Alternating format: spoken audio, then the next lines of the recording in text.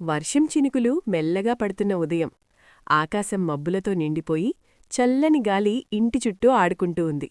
ఆ సమయంలో అమ్మ మెల్లగా లేచి బయటకు వచ్చి వాకిలి ఊడ్చింది. వర్షపు చినుకులు నేలమీద పడుతూ ఒక సువాసనను పంచుతున్నాయి. ఆ సువాసనలోనే అమ్మ తన పనులు మొదలుపెట్టింది. ముఖం కడుక్కొని బట్టలు పిండి బౌళ్లు తోమి ఇంటిని శుభ్రంగా చేసేసింది.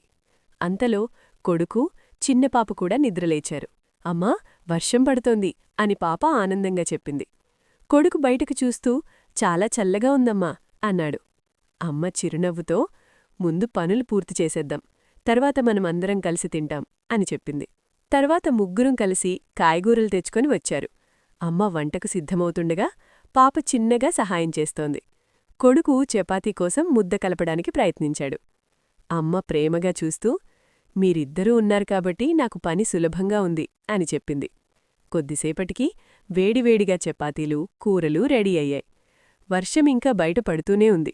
ముగ్గురూ కలిసి కూర్చొని భోజనం వడ్డించుకుని తినడం ప్రారంభించారు. పాప నవ్వుతూ, అమ్మా, ఇది చాలా రుచిగా ఉంది అంది.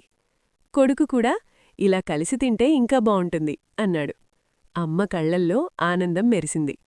వర్షం బయట పడుతూనే ఉన్నా ఆ చిన్నింట్లో మాత్రం ప్రేమ సంతోషం నిండిపోయాయి. ముగింపు: జీవితంలో పెద్ద ఆనందం పెద్ద విషయాల్లో కాదు, ఇలా కుటుంబంతో కలిసి గడిపే చిన్న చిన్న క్షణాల్లోనే ఉంటుంది.